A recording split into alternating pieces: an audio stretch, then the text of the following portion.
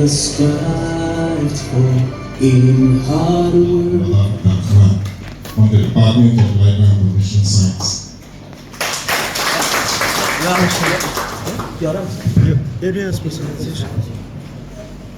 Vice-Chancellor, all Deputy Vice-Chancellors, and colleagues and other distinguished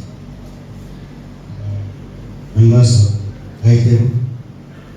I am Suleiman Nambai Muhammad, now promoted to Associate Prof, Head of Department of Science Education, Faculty of Education.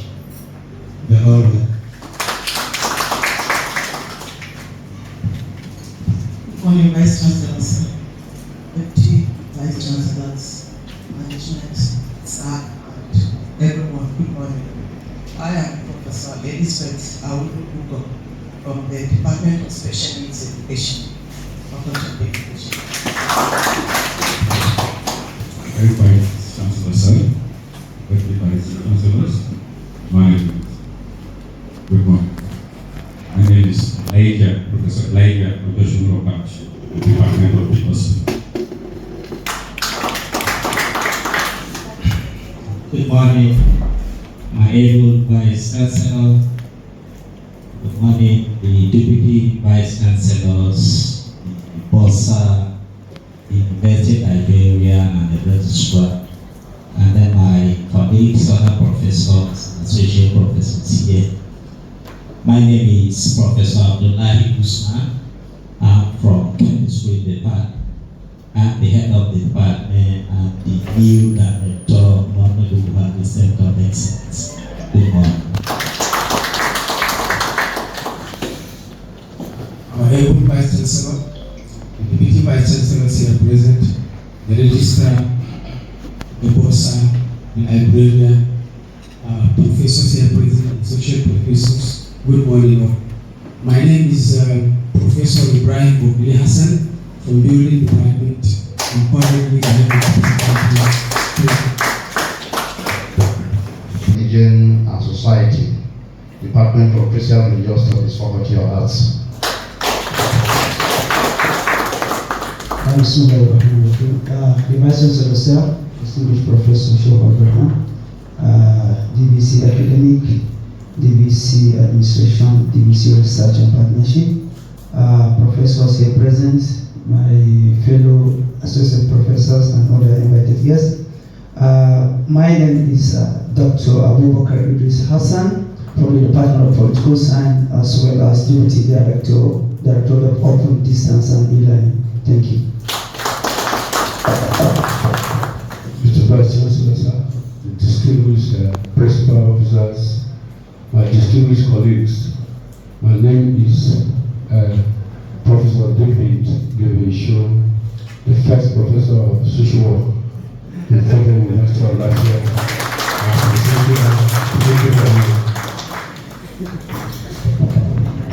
Good morning, amiable professors that are here. First, I want to acknowledge the presence of the Vice Chancellor and the Deputy Vice Chancellors. I'm privileged and highly honored to be here. I am Dr. Rebecca Mfon. I'm a physicist. Solid state physics and condensed matter physics is my discipline. I'm presently in SLT department. Thank you very much, sir.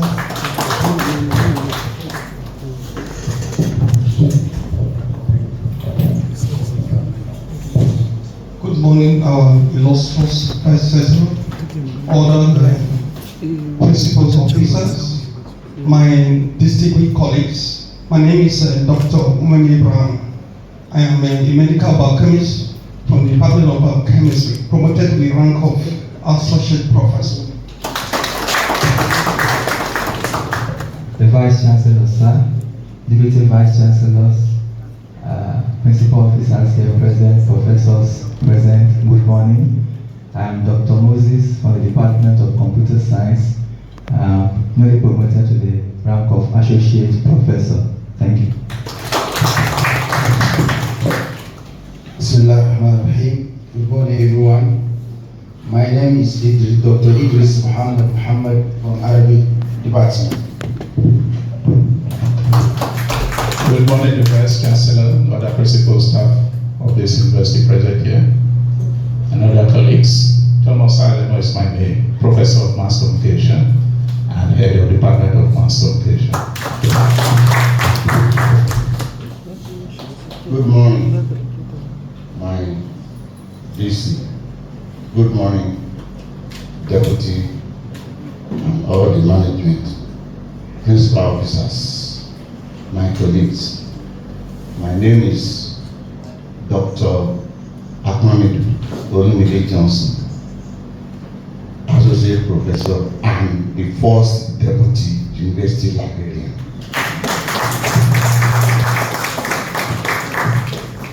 Good morning, my distinguished Vice-Chancellor, other principal officers, and my colleagues.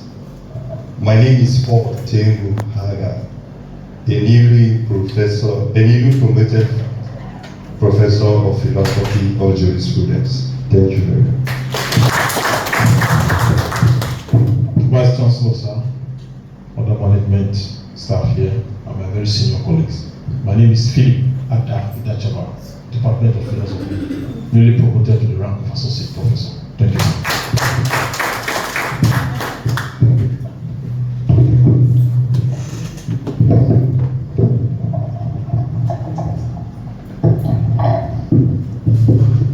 My dear Vice-Chancellor, permit me to stand on the already established protocol.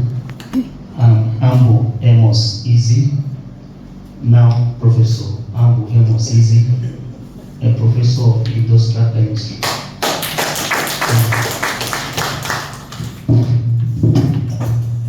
Good morning, Vice-Chancellor.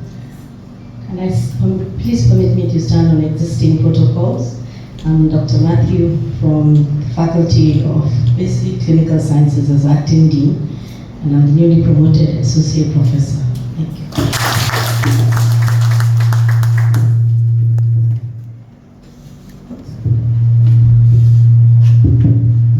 Good morning, the Vice-Chancellor, the Deputy Vice-Chancellors, and other principal staff. I'm by name Professor Joseph Fonge, Department of Microbiology, with specialization in public health microbiology and emphasis on bacteriology. Thank you. Good morning, Vice-Chancellor, other principal officers. My name is Dr. Ahmed Mohamed Rabiu. I'm a newly promoted Associate Professor in Human Physiology. Thank you. Last on this table but not the least, the Vice-Chancellor of Federal University of Lafia, Professor Shehu Abdul Rahman, our VC. The Deputy Vice-Chancellors, the Librarian, the Bossa. My senior colleagues, the big professors, and my colleagues.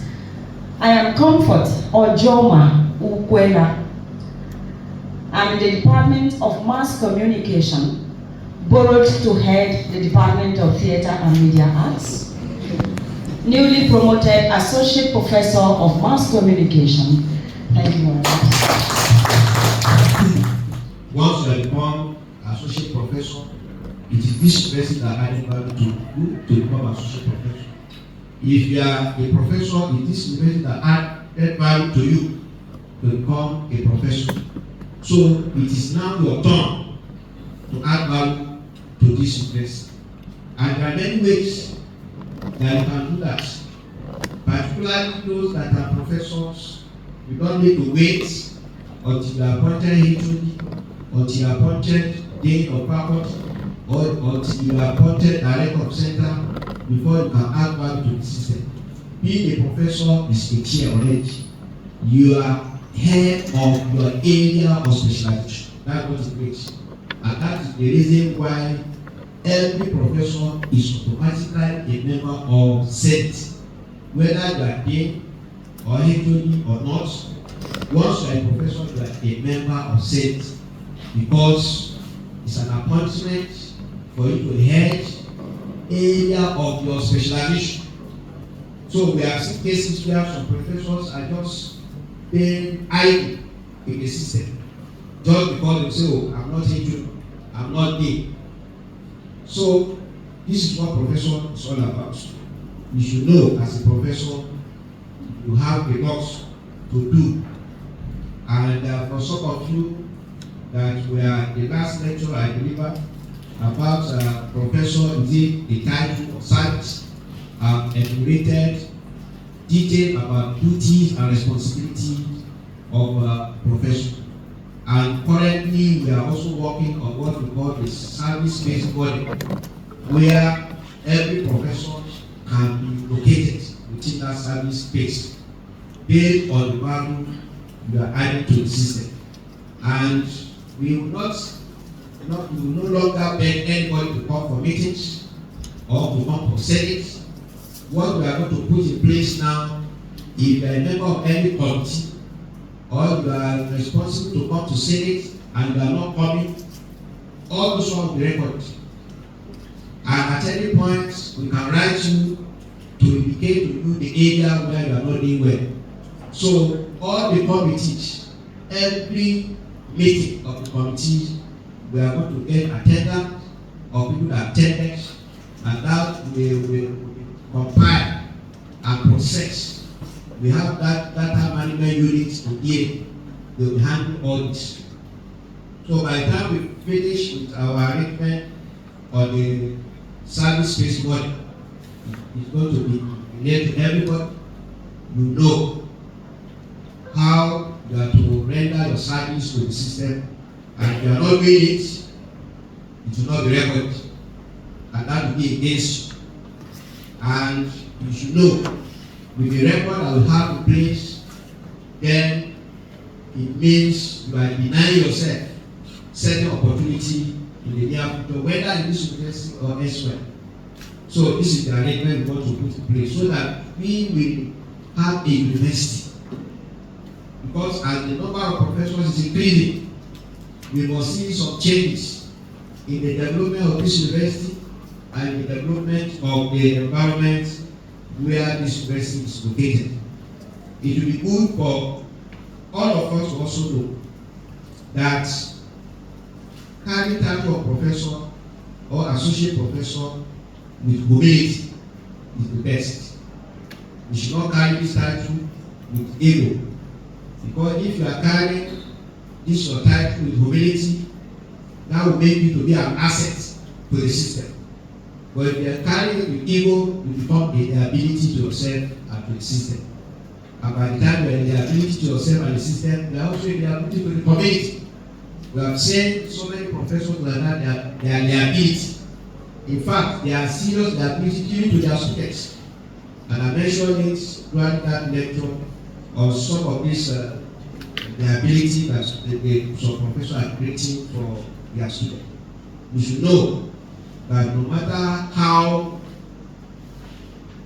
you raise your shoulder, because we have seen certain people, the moment they become professors, they start raising their shoulder. But I want to tell you, no matter how you can raise your shoulder, you cannot raise it beyond your head. No matter how you can raise your shoulder, you cannot raise it beyond your head. This will tell you that definitely they are under control of the university. They are under control of the university. So if you are the type that you say, oh, you are got a professor now, you want to start raising your head, then you should know that the system also has that capacity to guide you and to handle your operations. So this is a system. No matter how big anybody may think he is in this university, we have guidelines in place. We have principles in place that can handle what manner of attitude that anybody can bring.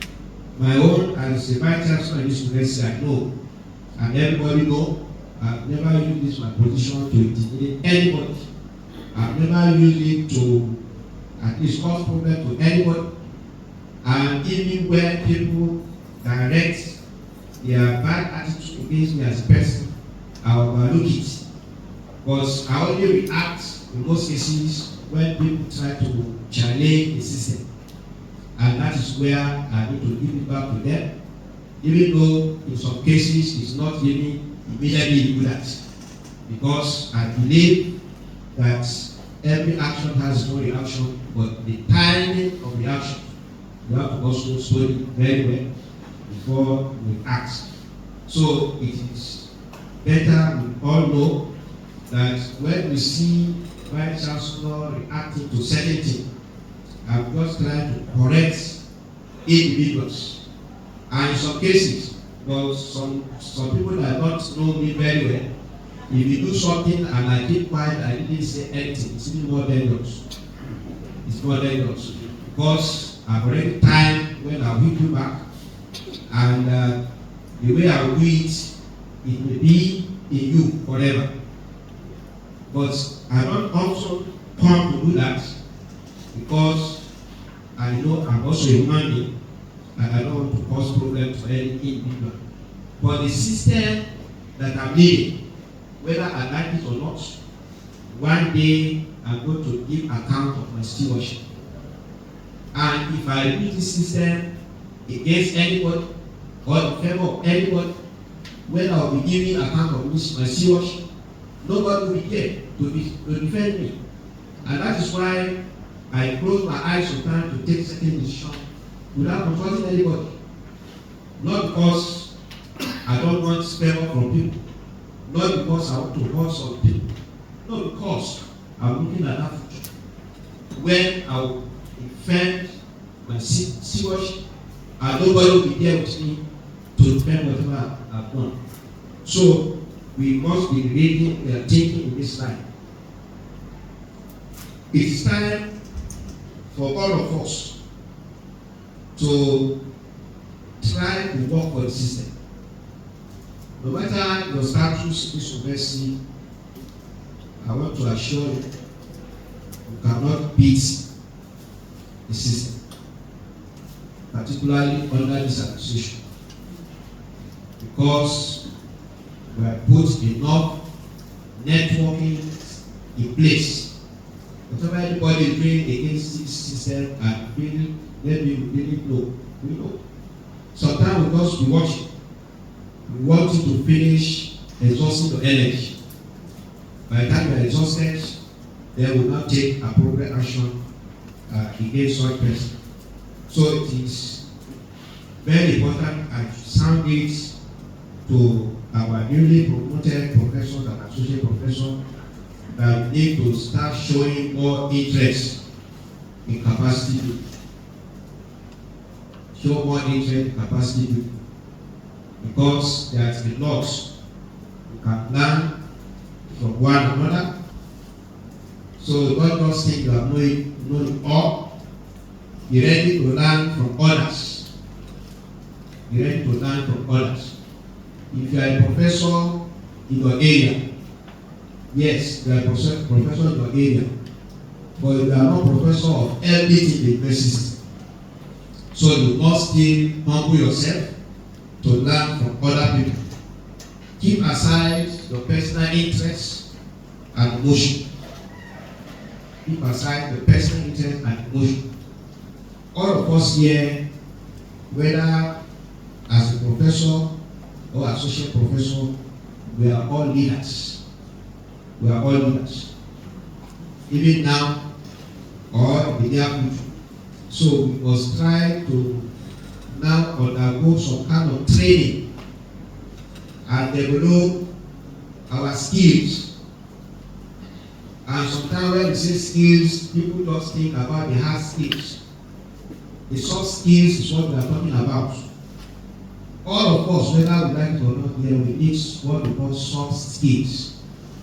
To me, I've been doing a lot in this university, even though some people don't know. When we say soft skills, for example, teamwork is a soft skill. The committee system we have in place here, which I've been using mostly, it's a soft skill. And it is not every leader that find it easy to constitute a committee that is going to work and bring a very good result. So and that is why it's also a skill. If I say, oh, constitute a committee for me, who are those that be in that committee? You have to look at the dynamic nature of the work. You have to look at the strategic nature of the work. And you have to also look at the category of people that should be in that committee. And what is the kind of idea you can contribute to bring out the results. So, because I know when I took duty, for the first time, some people were saying they will now want to start using committees. Committees will delay. Committee will delay your work. You will not get results. I look at them, these are the people that lack soft skill. Because I personally am a product of a committee system in the university system. And at least there is no committee in the university that have not been either member or chairman.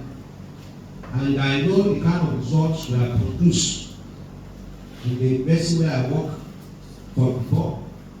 And I expect if we were able to get results through committee system in those days, there should be nothing that will stop us from getting it here. So, teamwork, networking, leadership, time management, emotional intelligence, critical thinking, and communication, coordination. These are soft skills, and every one of us here will need. So, don't just stop at your knowledge of physics, knowledge of chemistry, knowledge of microbiology, and whatever field, and you call yourself professor and have nothing when it comes to soft skills. Because if you are a professor and when it comes to communication, you cannot talk well. You speak and your statements are wrong, not refined. Then you are not a good professor.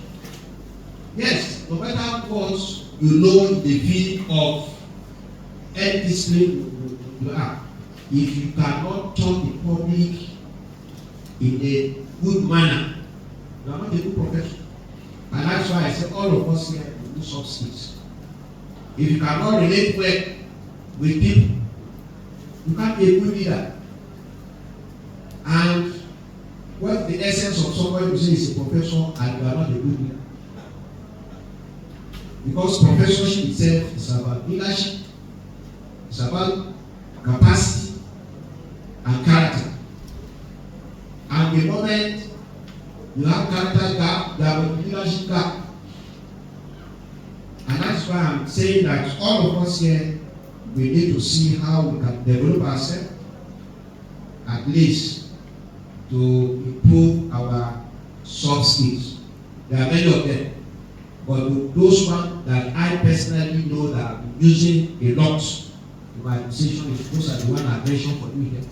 Teamwork, networking, leadership, time management, emotional intelligence. You should know how to understand another person's emotion. Know your own emotion, because that is the only way that you can keep a cordial relationship with people. And then critical thinking. I've talked about it one of my lectures.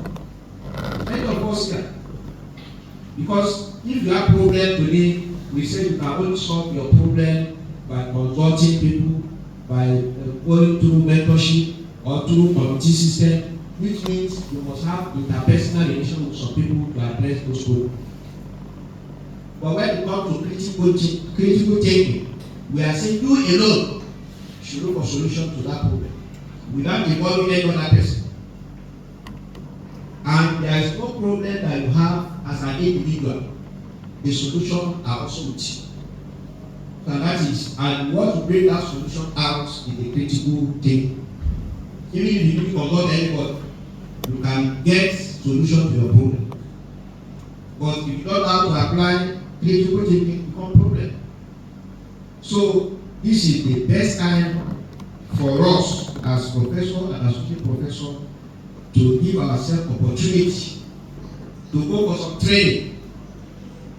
I've challenged the director of entrepreneurial studies, and possibly now that we have Center for Career Service, they can come together and develop curriculum for us, so that some of us will enroll in soft skill training. It's high time that all of us in this university should have that. Because sometimes if we don't do that, sometimes we go for some of our meetings and we end the meeting without getting results. Why? Because of some negative attitude of some of us. And sometimes if I react to issues, people may think, no, Vice-Chancellor is annoyed. I don't get annoyed for necessary things, because I've convinced myself that if I'm annoyed because of another person's mistake, I'm only punishing myself. But the only thing is, I need to express what I observe in the system. Because if you have one negative person, it's one. If you have two negative people, they are two. But the moment you have them in large number, you become a political party. They are going to be running their own administration. And the most important thing for you to start clipping their wings, so that they will not become political party and will not fight their administration. And that is exactly sometimes what I do, and some people say, oh, this has done this and that. So, but if you look at it, you also find out that not every Vice-Chancellor can even condone what some people are doing in this university. I've seen cases where some Vice-Chancellor come into the university on assumption with mindset. They will start descending on people that they know, but such people at the end, they regret. Why? Because you have not given yourself opportunity to study in areas. You have not given yourself opportunity to learn from others. Even if somebody is a negative person, you can learn a lot of things from such person that will help you in managing the system. And that is just the approach that I'm using. And I want all of us to learn from this kind of approach, so that at the end we become a better leader in any position that we find ourselves. Leadership, as I said, is about capacity and character. It's about solving problems.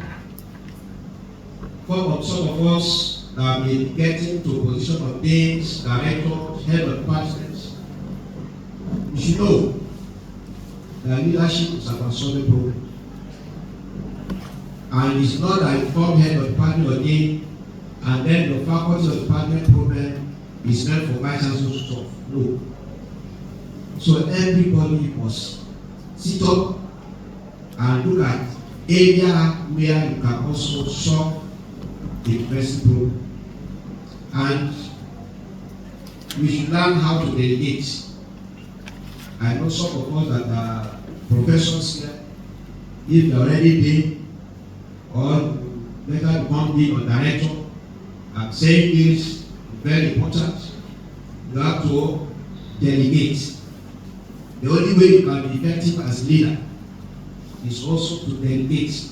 But sometimes if you did not build trust in the people that are working with you, it may be difficult for you to also delegate. Even though we know that trust is of two categories.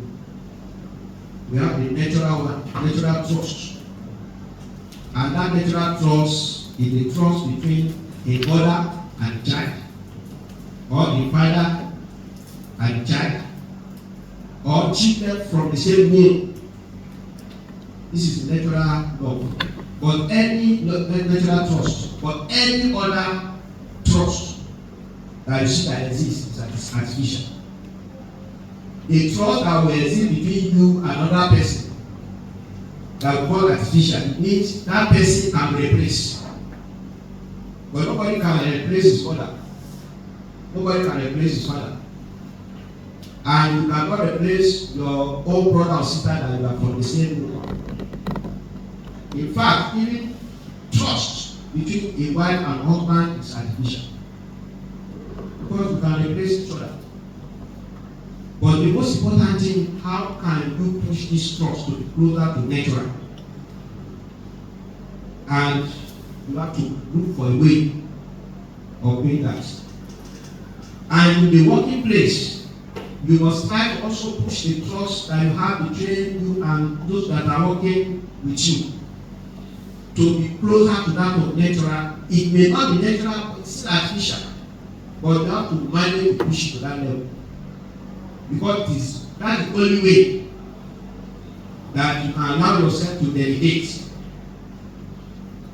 So if you cannot delegate, then you should know that that will also affect your performance. So you have to close your eye and delegate at times. If not, we have seen many cases where some chief executive will be everywhere. And for you to be everywhere, some assignment has to stop. And for you to also be everywhere, you cannot effectively attend to those issues. It will definitely affect your efficiency, it will affect your effectiveness. And it is also good to know how to prioritize. It's not everything you give all attention to. There are some things that are more critical than others. Because I've seen cases where people will be in their offices and they are not delivering effectively the way it's supposed to be. And when you ask them questions, they will start looking for people to blame. If you prioritize your activity, you delegate, definitely you don't need to blame anyone because the work will go the way you want. For me, I don't sit in my position today I'm blaming anybody. If I give you assignments, I will look for plan B. If you are not giving me the solution before you know it, another plan B will carry your job and do. Because it depends on the importance attached to activity. And this is how it is working in the university system. It's not for us to come and sit down and say, oh, it's the social equity that is not working. No, it's the day that is not. And sometimes you talk to some people, they'll say, we are doing our best. We are doing our best. It's not about you are doing your best. Are you giving results? There is different from doing your best and we are not seeing the results. So if you are doing your best and the result is not coming, you rearrange, you reorganize yourself. So this is very important. I sound this because many of our professors that are here today and associate professors, very soon some of you get yourself into some headship or deanship or directorship of some of the central faculty and departments. And in fact, some are already in those positions.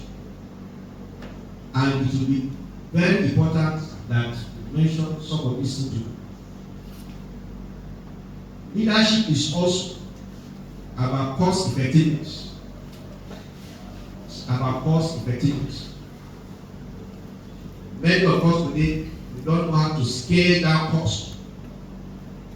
Activities that should take like 50,000, some people will spend 150. And that is why when people bring proposal to me and I start cutting down, sometimes they look, oh, it's about the content of what you are bringing. What are those things that are not necessary? That will still give you the same results. And at the end, whatever you say is also a resource mobilized. And you can use it for another thing. So even at the departmental level, faculty level, we should help the university with cutting down costs. And again, leadership is about raising productivity. We have to make people to be more productive. And how do you do that? To take care of their welfare. I know in this university, all the staff, when it comes to promotion, we are not having ideas of promotion in this university, which is part of the welfare. I've seen cases where some universities have up to 3-4 years ideas of promotion. But in our case today, promotion up to 2023 is concluded. And since promotion starts from 1st October, and we are also assuring myself and Registrar we have already talked, we are going to commence promotion exercise for 2024 very soon. All those that are qualified will also be promoted. We are not here to stagnate anybody, because there is no need to stagnate. If you really want productivity from people, make sure they are not stagnated. And that is how leadership also works, raising productivity. Leadership is also about developing others. There are some people, they will get to certain position, and that is where they will suppress people that are below. And it's dangerous, because it shows you yourself do not want to, that's what it makes. So whatever position you get, you must not pull down anybody. You must not pull down anybody. Because it's just like somebody that is ascending a ladder, and then you want to pull that person down from the ladder. What you should know is that you yourself will continue to remain at the bottom of that ladder if you have to put that person down. You will not move away from that ladder. And that is a natural phenomenon. If you think you are bringing somebody down, then you also are not in that place you are staying. So we want to be watchful of whatever we are doing. We should not work against any individual. And if we say you have to develop others, any position you have, try to use it to develop people. And that is part of leadership. That is part of the leadership. And leadership is also about influence. What influence are you having as a leader? Sometimes some people will be in position. It is that position that is giving them the power to influence. But when they leave that position, they are no longer influential. There will be problem. And that is why I want to explain here that we have 3 levels of leadership when it comes to the issue of being influential. The first one is the position, number 1. And when we say position here, that people only follow you because they have to. Maybe they are into or they are dead. People only respect or follow you just because of that position. But if you are a leader that is just having that alone, then you are not a good leader. The second stage, people will follow you maybe because of relationship. That is, because they want to. Now they are the ones that want to follow you. They look at the way you relate to them. They are not looking at your position. But the relationship they have established them, that's why they want to follow you. There are people again that make influence because of production and what we call results. People follow you because of what you have done for the organization. You earn that respect. I can tell you that every position that I've held in the university system, either as head of department, or as dean of faculty, or as a Vice-Chancellor, or as a Vice-Chancellor, if I go to those places where I held those positions, I still have some influence. And the result, the purpose of the reason for that is because of what I've contributed to the system that touches people's life. You don't need to be in position before people can, for you to have influence or to influence people. Forget about whatever anybody is saying. Do your best and give result to the system. When you leave, that is where people will do. They will feel that impact and will be making that difference more. The first step is people development. you reproduce. People follow you because of what you have done for them. People follow you because of what you have done for them. We should think of this level of leadership that we are saying. Now there are people that will be in certain position. You don't know anybody. They will end up developing themselves and their family. And by the time you leave, you struggle with your family. You can't go out to get anything from any other person. So people follow you because of what you have done, or what you have done for them, not even for the organization, for them in particular. Then the pinnacle aspect of it, that is the last stage, respect. People follow you because of who you are and what you represent. And this is the most important. This is the most important. And that is why, as a good leader, whatever position you are, you need to have your principle, you need to have your core values, and you must make sure you are not compromising your core values. And anywhere anybody see you, they know you with that. And those that cherish that will follow you. You don't need to beg them. And this is how leadership should be. We should try to understand rules of management. The rules of management. And the rules of management, as an individual, there are rules on how you manage yourself. If you are a leader in any system, the first thing you should do is to manage yourself. And there are rules of managing you yourself as an individual. Then you should also have the principles of managing your team. Because if you are a leader, definitely you have a team that is working with you. If I say you should manage yourself, what are those things you should do? One, you should work hard. Because as a leader, if you are not working hard, you are not showing good example. If you have a leader that is not working hard, then everybody under him is lazy and will not see any results. You must set standards. You must set standards. You should also value your time. Time management is very important. And for me, 1 minute, if I waste, I always feel it. And that is why when the meeting is scheduled for 10, start 10.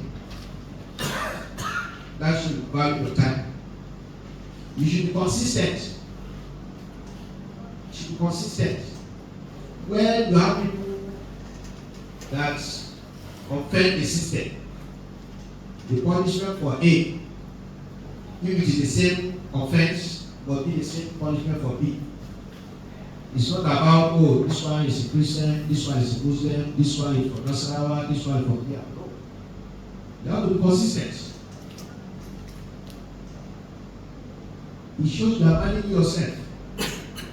Because the way you manage yourself, that's how people see you. You should be proactive, not reactive. You should be proactive. There are many of us that are reactive. We only need to complain when something has happened. Before something should happen, you have to be proactive. What should you do before the problem exists, so that you tackle that problem? You should learn from your mistakes. And this is for those that are listening. There are people that by the time they are even emphasizing what they are doing wrong, they want to tell you, no, they are right. Those people cannot learn from their mistakes. You should manage your head. Yes, you say you should work hard in the system and you must produce results. We are not saying you should kill yourself to the work of the organization. You have to also manage your head. oh, this is what this results tomorrow, and we want to make sure you get it ready. You should plan on how to get it easy for you. Bring more hands. Plan the activity. But if you know you have to do it alone, you'll be staying from morning to night, denying yourself sleep. You will not even remember when to eat. You are creating a problem for yourself. I'm not saying you should impress me by suffering yourself. We are not saying you come and impress the system by suffering yourself. So, this also is part of managing yourself. You should manage your head. Be prepared for pain and pleasure. At any time, you should prepare for pain and pleasure. Even by the time you want to take any decision, no matter how good that decision is, you should prepare that some people will condemn you. And some people will also commend you. I've never taken any decision without thinking about the pain aspect of it. When you think of it, then prepare for it. But if you don't feel, I want to do something and people should support me 100%, you are deceiving yourself. Because it will not come like that. And whatever you are doing and 100% are supporting you, then you should know there is problem. If you are doing anything and 100% are not supporting, there is problem. There are the area of support and area of people working against. The most important thing is for you to manage the two sides. You have to keep learning. Some of us become professor and we don't do research again. They got to teach our students. But we have to keep learning. Especially from giving opposition. We keep learning. So don't believe that anything you do, you don't want anybody to say anything against you. Then you will not learn. It's even very important for you to learn from opposition than to learn from your supporters. Because supporters will not give you, they will not point out your mistakes. Anything you do, you will say yes sir, yes sir. And at the end, you will fail. And that is why sometimes if you want to destroy any human being, it's for you to praise him. When you are praising him, he will not see his mistakes, or he will get destroyed. And that is why whatever I'm doing, when people are praising me, if I cannot tell you that don't praise me, I will be telling God in my mind that God, this praise is for you, not for me. Because it's only God that can carry praise.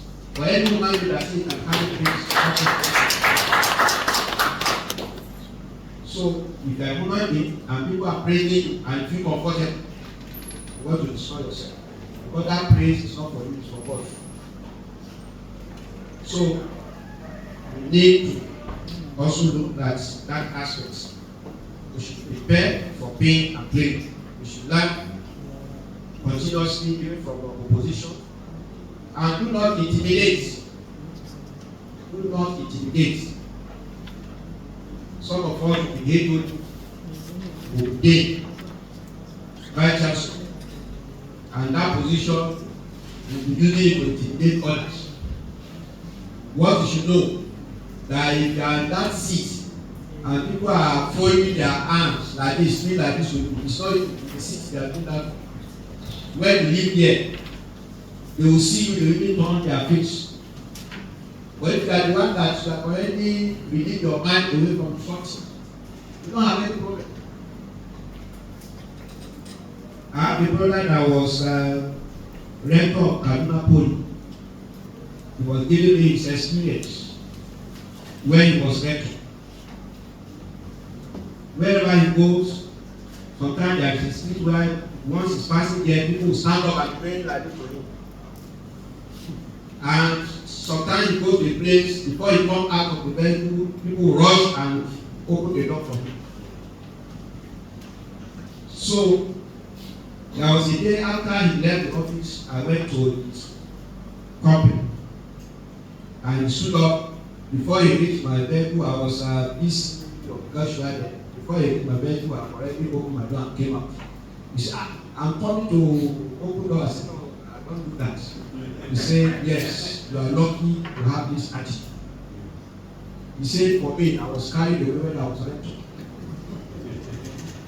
There's a sleep when I'm passing, people stand up and hailing me. Some places I go, they rush to me and come and open door. Sometimes I will sit until they open door before I come out. But after some time when he left office, the place where they will stand up and hail me, when the party will just turn their face.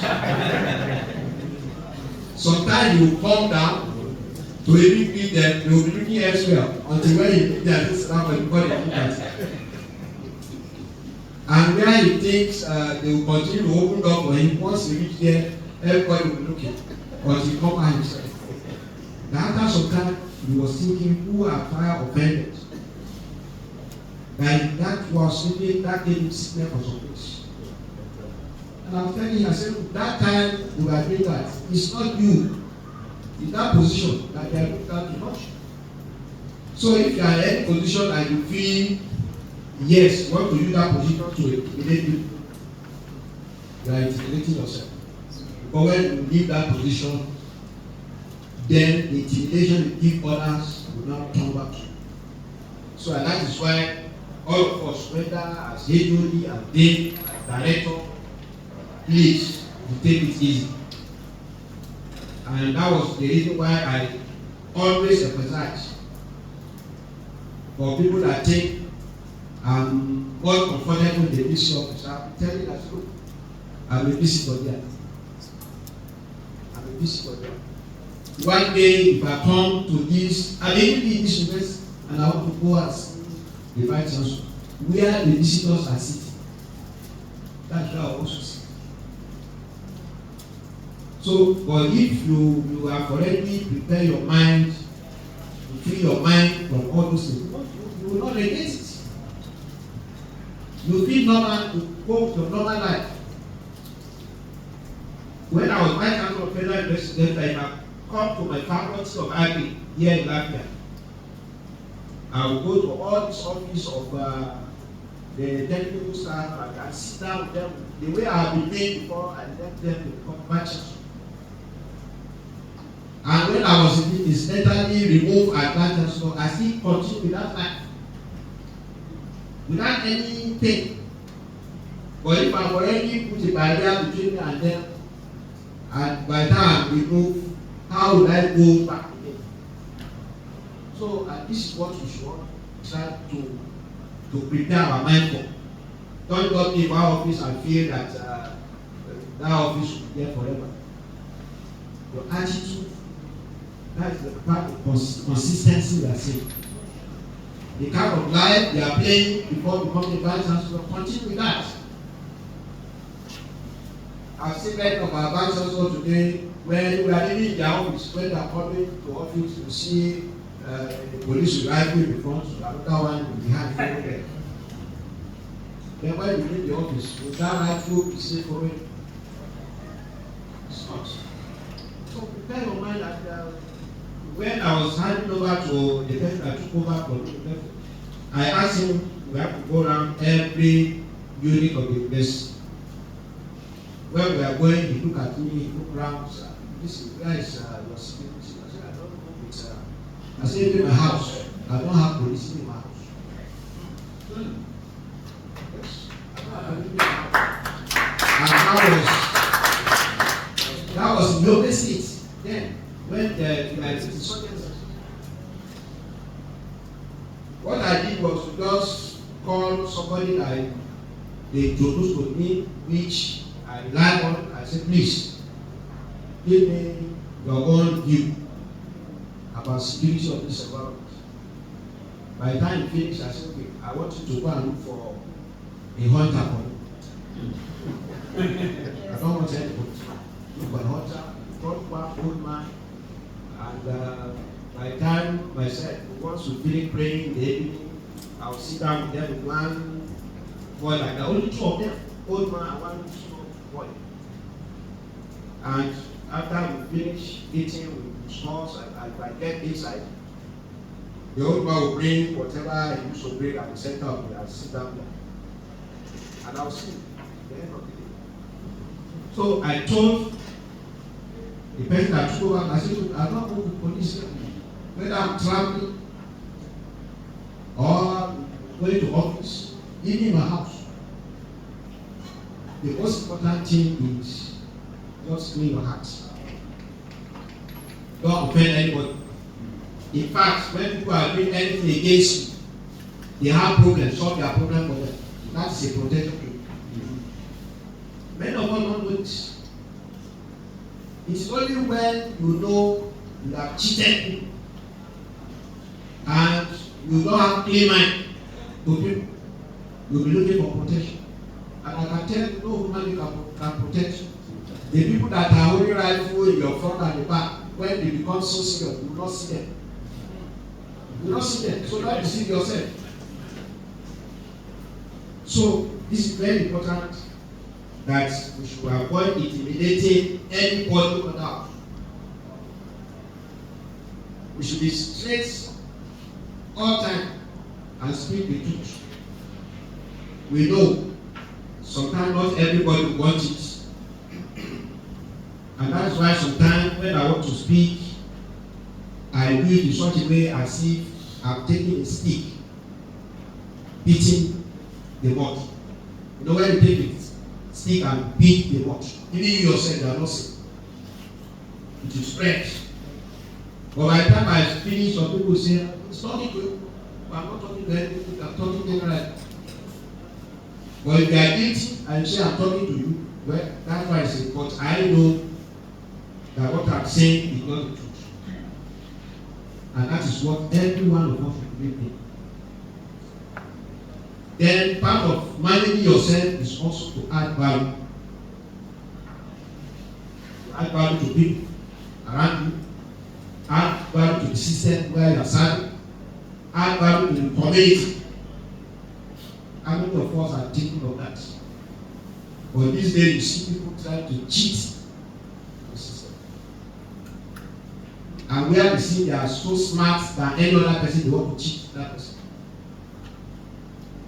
So this is the best way for a leader to manage himself. And if we are to manage our team, now you are a leader, how do you manage your team? You have to hold effective meetings.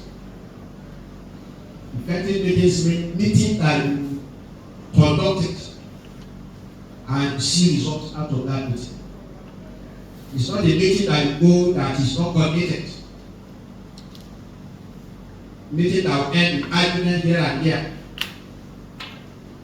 And at the end, there will be no results. We have seen some chairmen of committees.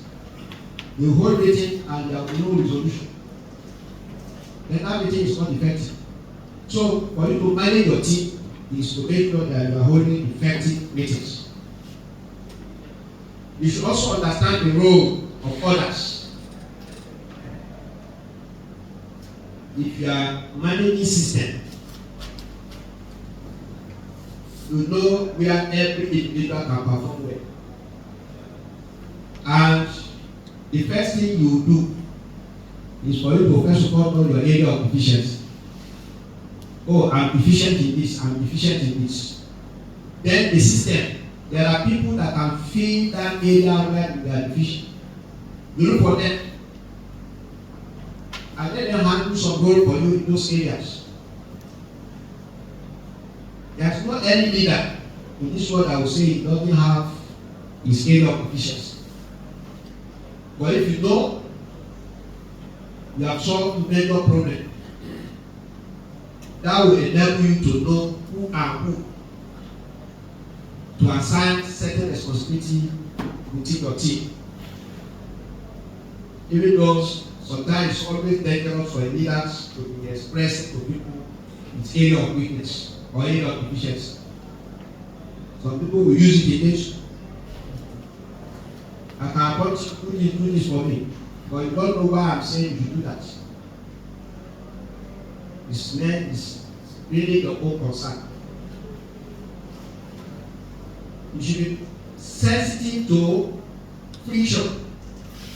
At all times, you have to be sensitive to friction. I know particularly in Nigeria today, you see sentiment is a frictional issue. When it comes to anything, people would like to bring religion. They like to bring tribal issues, original matter. If you are a leader, very sensitive to those areas. So that people will not overwhelm the system and turn the system around to serve their own interests. But for you to do that, you must not have your personal interest in the matter. I know of what happened when the state government want to bring palliative to the school, and the president of SRC, another official, met, and I asked them first of all, how do you want this palliative to be? They started saying, because it was during fasting, they started saying it will be for Muslims that are saying, government has started distributing palliative before Ramadan. And government did not pronounce and say this palliative is coming to Muslims. I said you should not compromise religion in this matter. You should not compromise gender in this matter. And you should also take care of those with disability. So go and plan this. Make sure you reach out to all the presidents of the student association of various faculties and tell them that they must not compromise, because they must not compromise gender. They must take care of the people with their disability. Push your mind away, whether you are fasting or you are not fasting. This is not meant for that. And this is how you should be very careful and give attention to anything that you think will cause friction. When we were to hold our congregation, we were to select 2 people to join us in council. A lot of people came to me with different opinions. University is my own candidate. And if we are to select 2 people, for us not to have problem, we should not compromise religion. We should not compromise gender. And in the system, we have 2 major categories of staff. We should not compromise teaching and non teaching. So, invariably, I want 1 female, 1 male, 1 Christian, 1 Muslim, 1 ASU, or 1 non teaching staff. And the 2 serve. We did that and we managed it. If you go to some university, they had crisis on the issue of who go to country. Why? Because from the beginning, that you should say, this is your concern. Everybody will come to his right sense. So this is also another thing. Be sensitive about your education. You should be very good at finding the right people. You should be very good at finding the right people. This is another thing that a good leadership. You know, sometimes we allow some people to come and cover our eyes. We don't know who are those that are good and who are those that are bad. I was telling one of my colleagues that if a Vice-Chancellor, if you are able to identify those people that are close to you but not with you, you have solved 50% of your problem. They are close to you, but they are not with you. It may be very difficult for you to identify such, but for me, I find friends, and I know where I play. And that is why some people, when I do any appointment, they will go and the meetings will say, I'm the one that is instrumental to the appointment. They lie. Don't allow anyone to tell you. Nobody influence any African doing it. There's nobody. I've had many cases where people say, oh, that really I was inspected. I've seen it here, nobody. Because I was able to identify those that are close with me, but are not with me. And I've solved 50% of my problem. So, if you are a good leader, you must first of all start from that. You need to also understand the narrow, fixed, and good-minded people, and use them where and when appropriate. Anybody that you see in the system, we are all assets. We are all assets. I cannot say, oh, because some people are negative-minded people, or they are not supporting the system. They are members of the community. They have their value. The most important thing is you as a leader should know where and when appropriate to use those people. But if you talk away from some individual, you also lose. They have certain qualities in them like financial system. They may be working against you, but they are still appropriate place you can work, you can use them. There are nobody in this university that I don't consider as asset to this university. Nobody. The only thing is, I know where and when to use it. And that is why I say a good leader should also have set of scope of what different lengths. There are people that you use long spoon to eat with them. And there are people that use short spoon to eat with them. So, but if you cannot categorize, sometimes the person who was supposed to use long spoon to eat with him, you go and give him short. You know what will happen to your meal. So it's better you use everybody in the system. Nobody should be denied of any assignments. It's very important. Sometimes when I'm describing some of this category of people, I know there was a time I was talking about fixed-minded and narrow-minded people. In most cases, even at meeting, the fixed-minded people look for narrow-minded people to sit with. Even at meeting. Because their mind is already fixed. Whatever anybody will say, they will not agree. But they want somebody that will oppose that. And what they will do, they will look for who is the narrow-minded person to sit. Whatever is, they will be telling you. They will be discussing something, and indirectly say you should be asked. And you again, because you are narrow-minded, stand up and say, but you are not speaking your own mind, you are speaking the mind of. So these are some of the things I've experimented. There are two people that I wanted to know. I know one of them is fixed-minded person, another one is a weak or narrow-minded person. But I was not specific. Who is fixed, who is narrow-minded? And I say I want to establish today so that I know where I fix everybody. So there was an event, and I sent somebody to be with those two people. And I sent text to one. I showed, see the, and the other one I said, don't reply. And from there I know that the one that said they should not reply is a fixed-minded. The one that showed is a narrow-minded. And I established, and I know where the two of them belong. So this is the way a leader should do. Don't reject anybody, but there is a way you can.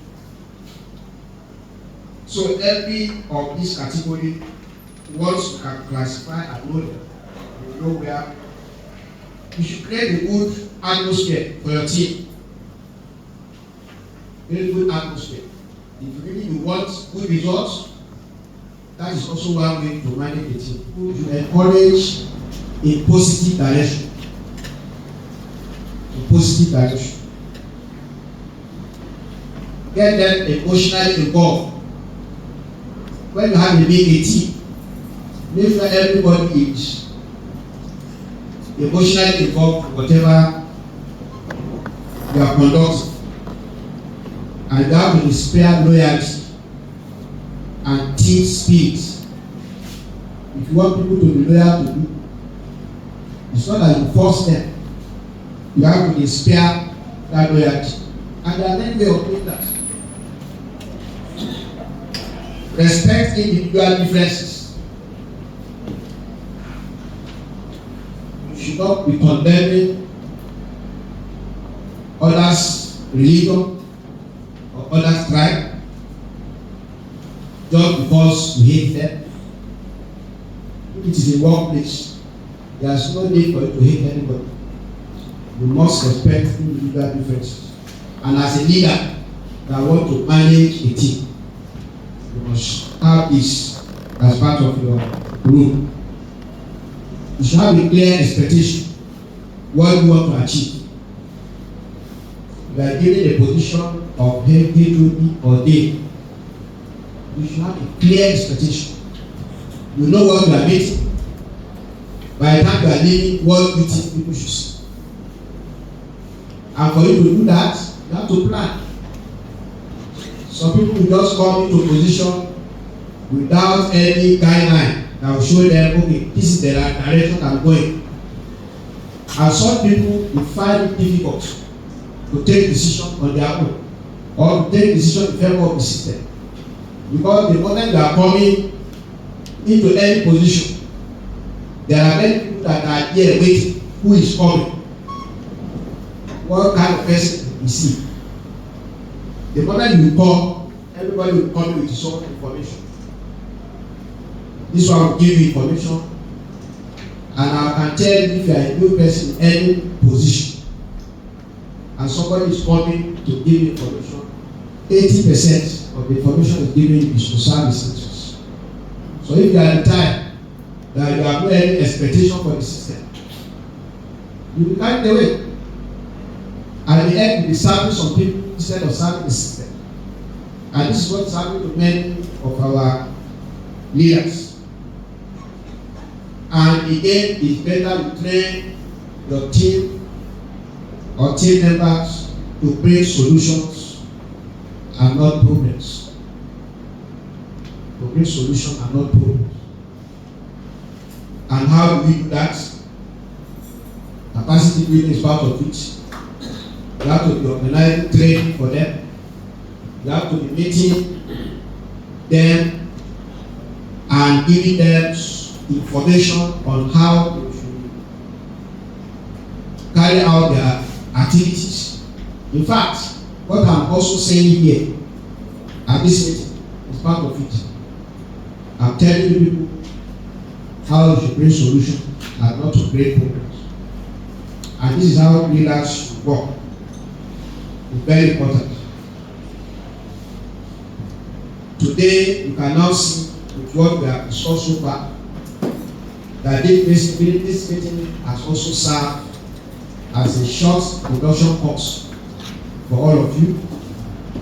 Do not forget the inaugural lecture, our professors, and those that are associate professors.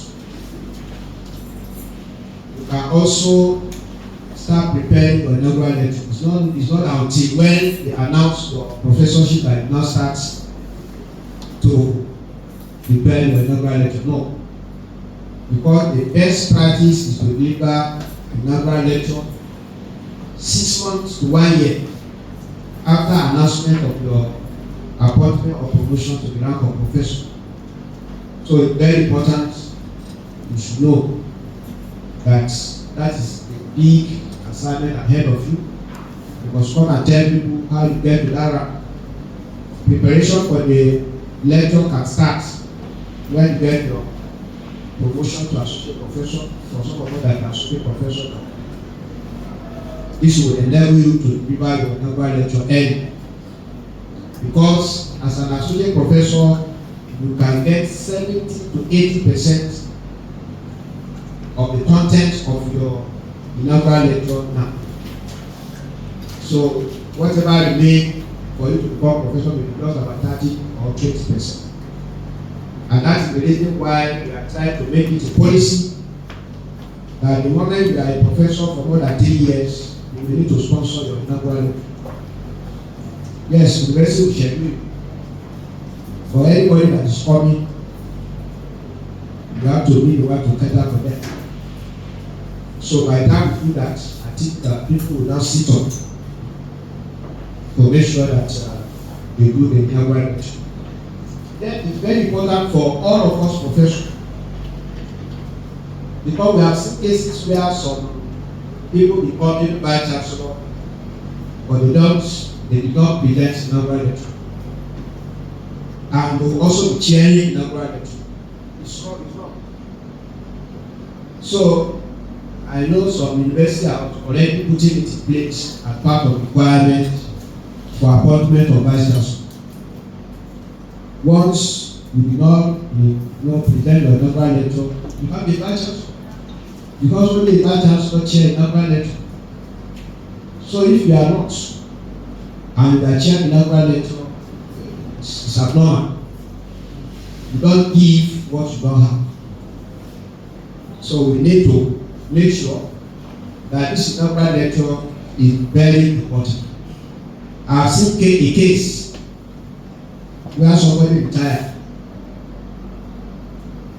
as a professor, and his university now prepare a guideline for appointment of emeritus professor. And one of the criteria is you must present your inaugural lecture. The person went back, even after retirement, went back to present inaugural lecture, because he's qualified to be professor emeritus. But since there is that clause that you must present your inaugural lecture, you have to go back. So this is what you should know, that if you did not do it now while you are in service, when you leave after the service, no matter how you qualify to be professor emeritus in your university, if that clause is not satisfied by them, or you don't have it, you can't. So it's better to prepare your mind and do that. I know I did my own inaugural lecture on the 26th June 2013 at Nassau University. Now I was sitting the Vice-Chancellor already, and I know that I will be chairing inaugural lecture. I have to come back to Nassau University to deliver my inaugural lecture. So this is something that all of us, to comment like professor, if not the way they even there could be a plot that once you are announced, you should not become professor until you do your inaugural. People are better. So, but I can't change that one now. For many years, I can't change that. So, but you have to be inaugurated for us to feel comfortable in addressing the professor. Ladies and gentlemen, I will thank every one of you for listening, and this is my address to our newly Please, can we give the Vice-Chancellor a standing ovation? Now, please keep on clapping for him in appreciation. We appreciate you, Mr. Vice-Chancellor, for your time and for the presentation. We thank you very much. Please be seated. Mr. Vice-Chancellor, please. Permit me to please recognize some senior professors who have come to show solidarity and maybe the college they newly promoted. We have Professor Mohamed Tankwaliu, the Dean of Faculty of Arts. We have Professor Limu Nadufu, the Director of Planning. Well, I would have been surprised if I didn't see Professor Ubela here. He's always here to support his wife. Professor Mohamed in his presence. I would like to also acknowledge the head of quality assurance,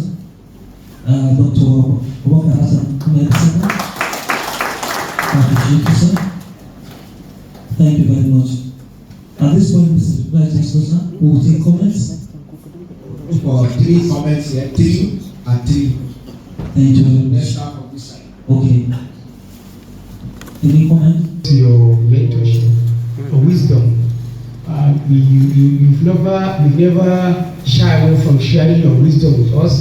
We will definitely follow your footsteps. And by the special grace of God, we will not disappoint you. We will do our best to ensure that we contribute our quota to the development of this university and for the generation that are coming behind us. Thank you and God bless us. We cannot express our profound gratitude to what you have done to us. You have made us proud. We have heard all that you have said. And they say to add to one who have more is more work. And I think from your presentation, you are telling us that we should be prepared for more work. And we appreciate you so much. We thank you for your wisdom, and we have learned a lot from what you have said. There was someone, I was so happy when you say when someone is praising you, you said you are saying it's praising to God. But the fact is that God uses individuals as channels to reach out to others. So it's part of the wisdom that we should not take glory to ourselves. That whatever we are today is to the glory of God. And you are added further that if we have taken that glory to ourselves, it means we're not going to move any headway. We have heard all this, and I think in practice, we're going to do better than even what you have imparted to us. But above all, we are saying that you have given us all, and we will not let you down. And give us thanks too. In fact, the wisdom is much. When you send text to somebody to know the matter, so I was doing my mathematics. It said, if such text is sent to me, what will I do? So we really appreciate you, sir. Thank you so much. I appreciate you.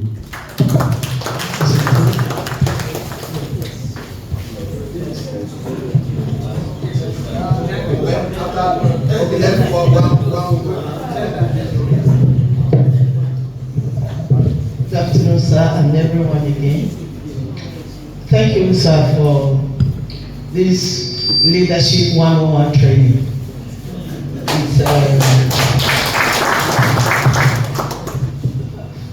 It's something that is very, very highly educative, and I believe that it's not just to be called a leader, but to be able to put up the leadership qualities that makes one a leader indeed. And like you said, we are professors. We have to be able to profess professionally. And if we take all of this to heart, it then means that we are not just going to carry it on our shoulders.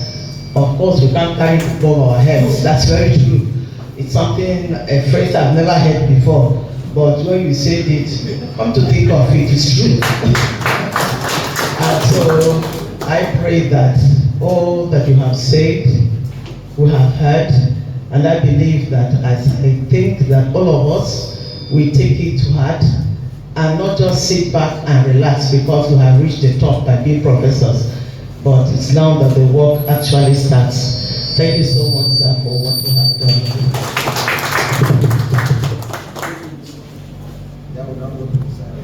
Okay, thank you. Mine will just be 3 issues. To whom much is given, much is expected.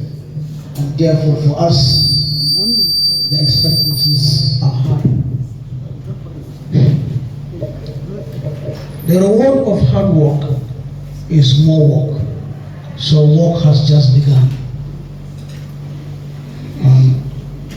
For whoever is elevated must elevate others. And so mentorship. So these are my 3 issues to us, the newly appointed or promoted. Thank you very much. I express my profound gratitude to Almighty God and to you, Mr. Vice-Chancellor. thank you for honoring us today.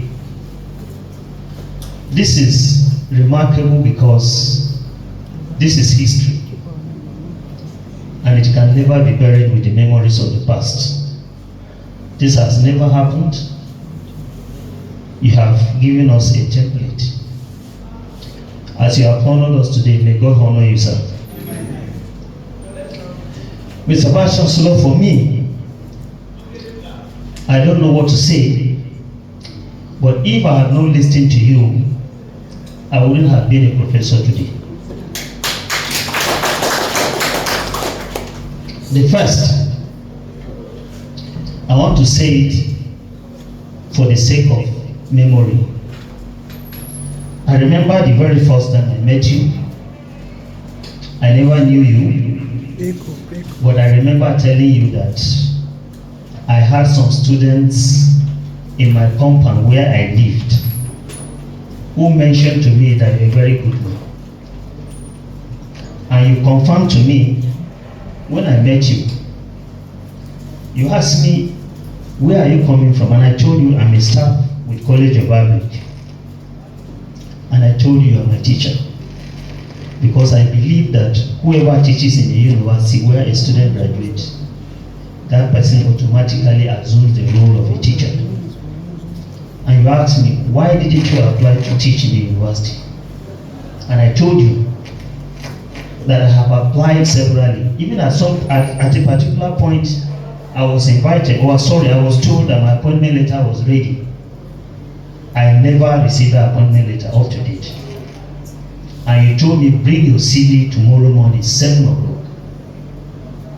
The following morning I came and I met you already seated. Immediately you grabbed the CV, you stepped out and entered the car. And you told me to come the following morning.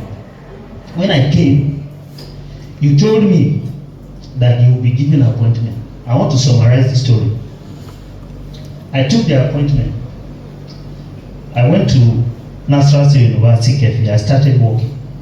And when this university started, I didn't tell you that I was going to apply. I went on my own and I applied.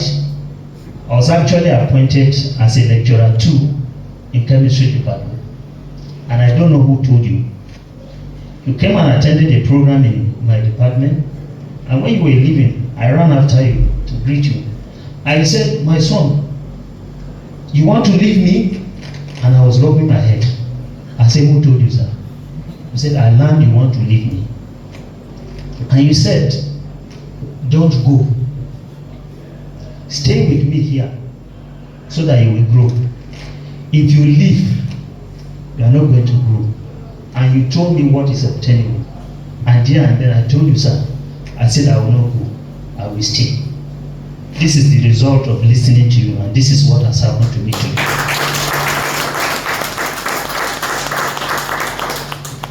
Since then, you took me like a son. You never stopped teaching me. There are so many things I've learned from you. 1, humility, patience, love. You never segregate. No difference. You are a man of character and characteristics. Mr. Vice-Chancellor, you are a leader, a cornucopia of philanthropism. The what you have offered people in monetary terms is unquantifiable. I want to use this opportunity to thank you. My family is expressing their gratitude to you and to God Almighty. And the second thing, sir, I'm very happy today because God has made it to happen right in your very eye. That's to show that the reward of good work or the reward to humanity can happen instantly. You are taking the glory. Though you said we shall ascribe it to God, I give it to God, but I give it to you. I thank you, sir. And sir, why I'm happy today again is because when I was doing my PhD, there was a friend who is a colleague who went about telling people that I don't know anything. And in fact, he went to the point of telling people that he's not even sure if I was even going to get the PhD, that the research scope is so wide that he doesn't think I can be able to do it. But as God will do it, destiny is not in competition with anyone.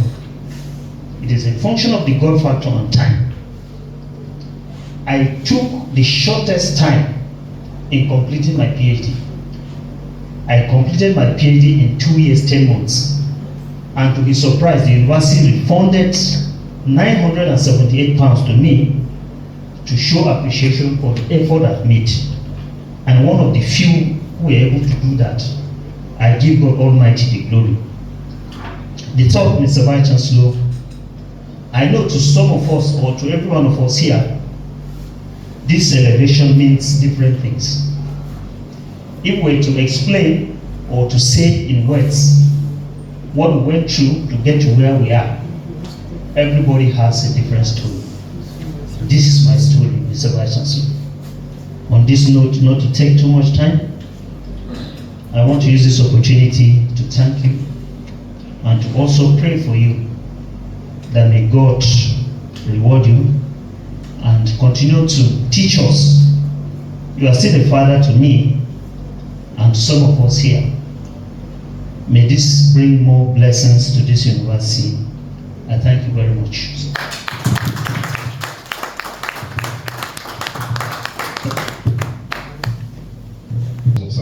I will remove my cap at this point. Because when you are talking to the elders, it is a sign of disrespect to have your cap on your head. My Vice-Chancellor, sir, I want to speak first on behalf of my age grade in this gathering. By age grade, I mean those of us who looks like we are moving faster than our time. When I was a young boy in secondary school, we used to have a French teacher, and he also taught us English. He always quoted Olaro to me. He said, if you rise too early, the dew of life will soak you. This gathering is important for me and for those of my age grade, because you have come to caution us this morning that you have risen early. It is also possible that the dew will not beat you, and you have told us how not to let the dew beat us. Thank you very much, Mr. Vice-Chancellor. Secondly, Mr. Vice-Chancellor, sir, I want to quote the words of Ernest Hemingway. He said, there is no nobility in being superior to other people. True nobility is in being superior to the man that you were before. Today we have become professors, we have become associate professors. Yesterday, we were just senior lecturers and associate professors. That was the man we were yesterday. Today, having taken this rank, you have emphasized to us that we are not, by this rank, we are not superior to others. We should only work to be superior to who we were before, to the lower ranks that we were before. Thank you very much, Mr. Vice-Chancellor, sir. And on behalf of my department, Mr. Vice-Chancellor, for the Department of Philosophy, I will have 4 persons in this gathering. Sir, Vice-Chancellor, sir, you have given us life in the department. The strength that philosophy will represent in this university, the story of the Department of Philosophy in this university cannot be told without your influence. At the right time, we will set out to read out the records, and that time will not be too far from now. But for now, sir, just to thank you on behalf of my constituency, and to thank you for giving us time and for giving us your attention. God bless you, sir.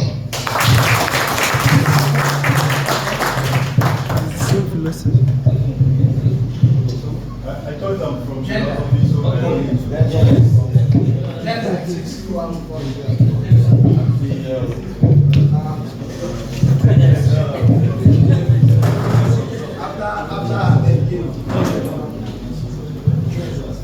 Thank you very much, our Honorable Vice-Chancellor.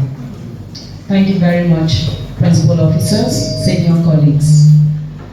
I was begging Associate Professor Ahmed to speak, and he refused.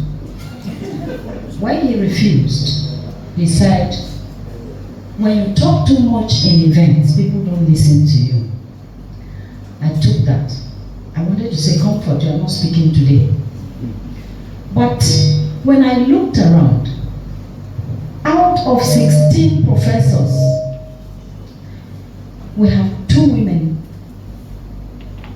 Out out of 14 associate professors, we have 3 women. I said, comfort, you will speak.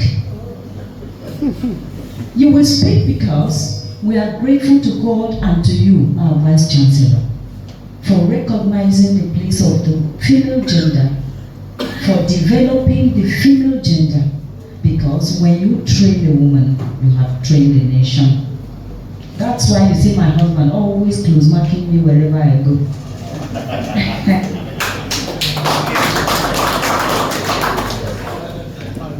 When I stand by the grace of God in a few years to deliver my inaugural lecture, I pray you'll be here. Then you will understand why I talk about my husband every time I talk. From the beginning of times is him. I also want to thank every husband who takes care to help their wives develop. Professor Amali used to tell my husband every time, well done, Professor Okwela, you are doing great by helping your wife to progress. I want to thank Professor Shugaba for helping his wife to progress. I want to thank Professor Okwela. I want to thank the husband of Associate Professor Mfo. I want to thank the husband of Professor Obeten. And I pray, sir, that you will not stop until all the women in academics rise to the peak of the career, because we keep the home. God bless you.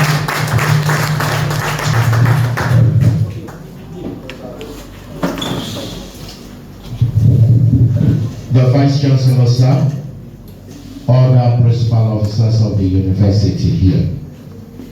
I want to start by congratulating the Vice-Chancellor for this great harvest, because we know what makes the university are the people we have just harvested. And I want to congratulate all those who have just been newly promoted to the rank of professor and associate professor. For us in the Directorate of Academic Planning, when we see such harvest, it increases our hope. You can never have too many professors, but you can have too many others. So for us, when we see peace, we begin to calculate towards accreditation that we are doing very good. I want to say something. Last week, we were somewhere in a conference, and I met a professor who happened to assess one of us seated here today. And when he asked, where are you from? I said, I'm from Federal University of Lafia. He said, I did something, although that made me to have respect for this university. He said, I assessed somebody. And after sending the report, for some time I didn't hear from the university. So I sent a message to the Vice-Chancellor. You have not paid me. And he said, not up to 5 minutes. Somebody called me from the office of the Vice-Chancellor and said, please check your account detail within this period. He said when he went back, he now checked and discovered that he was paid immediately. He said that. But since there was no FULafia attached to the payment, he didn't know it was from FULafia. And with that, people who assess our professors are now eager to do that, because they know when they do that, they get their money back. He told me, he said his respect for this university and the Vice-Chancellor has increased greatly, because he has done that for one university in the south. So the past 1 year, 6 months, he has not been paid. That we are here to celebrate today is because the result is out. In fact, the tension waiting for assessment is something that is unbearable. I know some people will have to wait. I know a mentor that waited until, from associate professor, the certain I didn't come, he was due for professorship. And you know it's something that you will not be able to overcome. But for us in FULafia, we are here in the month of July. In fact, we can say in the month of June, because it was announced in the month of June, celebrating that we don't have any pending promotion for the year 2023. And I think it's something we need to commend. My Vice-Chancellor, sir, thank you very much for taking care of our welfare in this regard. And for the new professors, I say welcome to service, because you have come to a place you need to serve. I remember when we were growing up in academics, we used to say some things. All these professors that don't do anything in the university, yet they are the one that pay highest. But when we became professors, that is when you knew that yes, the professor were actually doing something. In fact, as a professor, you do what the others are doing and do something that others do not know about. So I welcome you to the fold of service. As you pick up that, I see you going places. Thank you very much. God bless. Thank you very much. So we had one person online. Professor Oga. Is he still on? Okay, Mercy. One, two. Please. Okay, she's not. I think it was Olga, Suleiman Oga that wanted to speak. It was Suleiman. If I have a permission, Sebastian Suleiman. Okay.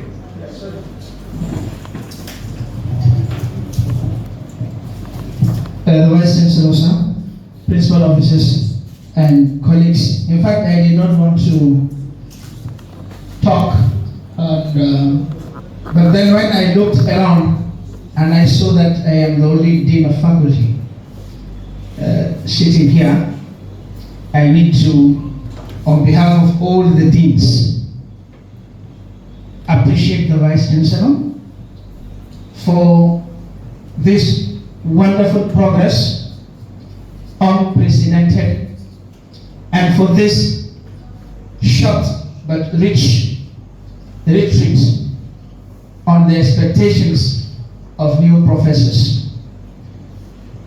Sir, as a dean of faculty, I have learned from these and other exercises under your watch that leadership is but service to people. And when you do it, you harvest it in so many ways. Some you may know and understand, some you may not know. I don't want to repeat what others have said, but surely Almighty Allah will reward you, will elevate you, and will continue to protect you. As you open your mind, you shine your heart to do good and elevate this university. Already, people are envying this university because of the style of your leadership. May you continue in this direction. And I want to say, on behalf of all the deans, though they didn't ask me to say, that we need to step down this event in our various faculties. Professor Aremu, in the Senate, wanted to get this done in his faculty. And it happened here, so he can do it in the faculty. And I will tell them that I have pledged on their behalf that they will step down, we will all step down this honor to these professors in our respective faculties. Thank you very much. Thank you.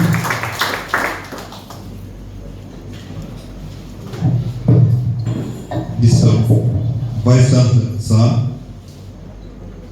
our distinguished principal officers and colleagues, I'm standing first with some level of experience.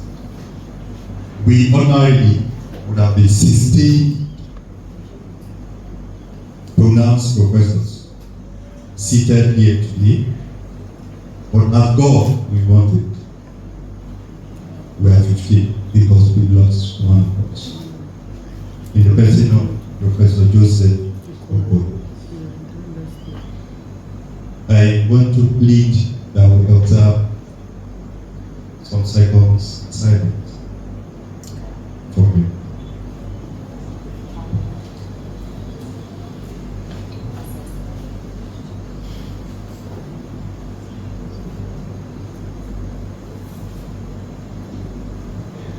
May his soul rest in peace. Mr. Vice-Chancellor, sir, we have heard of Vice-Chancellors. we have seen vice chancellors. But today, we are meeting a vice chancellor.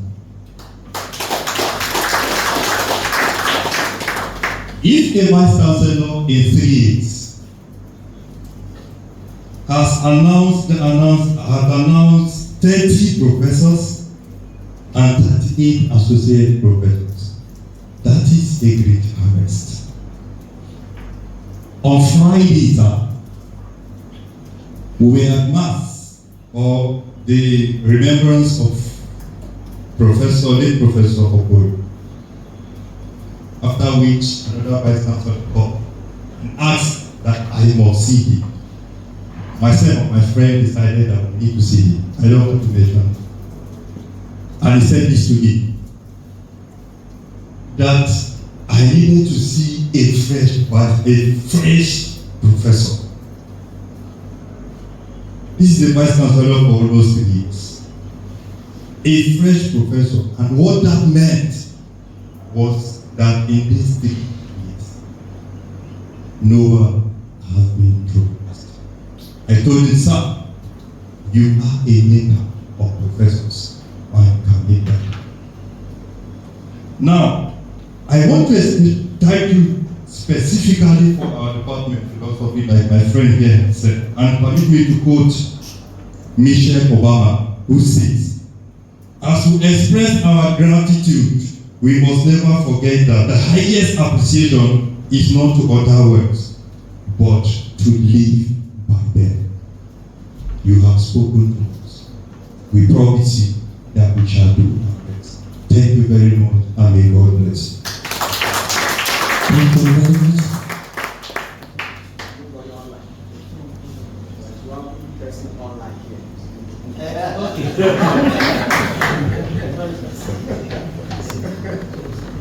I'll tell you why the vice chancellor said I'm online.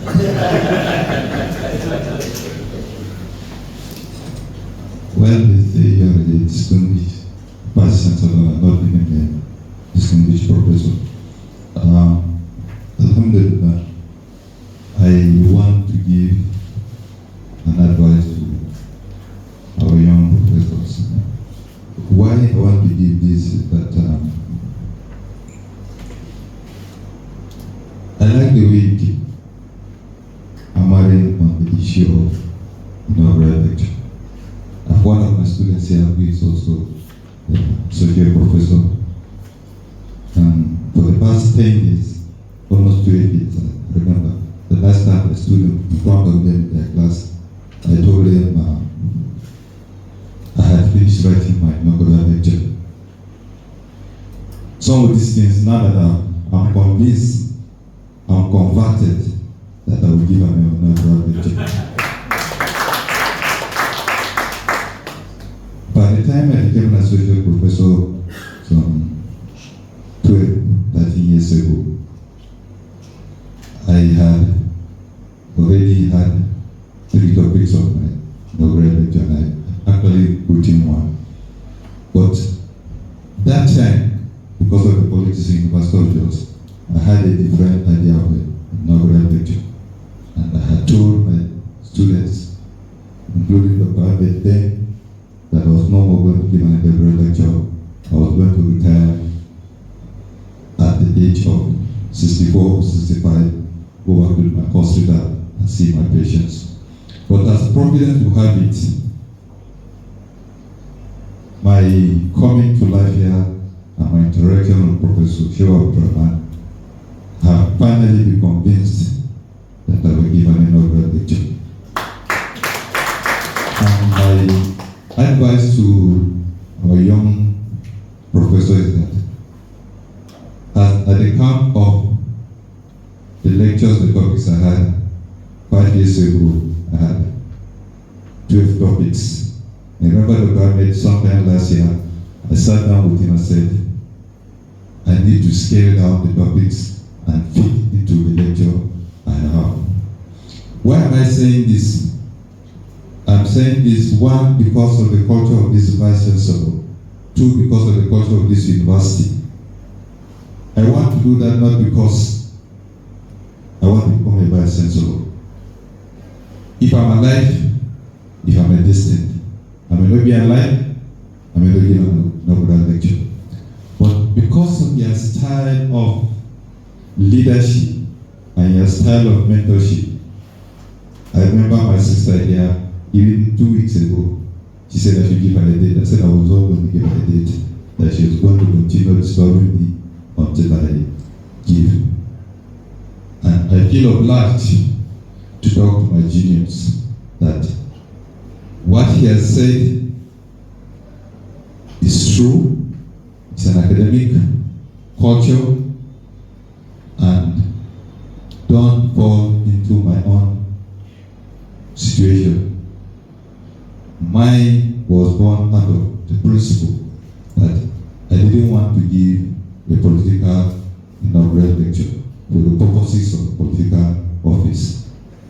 I had thought I was going to give an inaugural, a parliamentary lecture at the age of 65, but now I've changed my mind with that to reaching that age. Mr. Vice-Chancellor, I'm going to apply to the University of Jos. If he does agree, I called him 2 days ago that I want to discuss with you, to ask for 2 favors.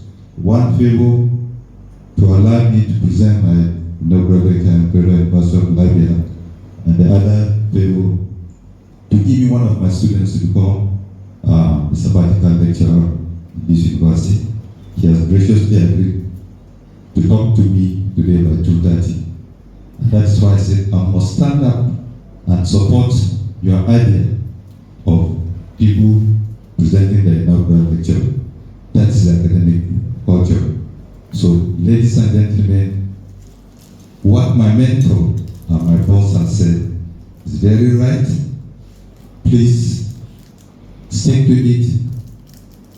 Prepare your lectures as soon as possible. I started writing my own one as a senior lecturer, and I finished when I became an associate professor. But I have finally agreed to present that lecture. Thank you for finally convincing me to present an inaugural lecture. Thank you very much. Mr. Vice-Chancellor, if I have your permission, I think we've come to the end of this very interesting meeting. I'd like to once again congratulate all our newly appointed professors and associate professors. Can we please close this meeting with prayers?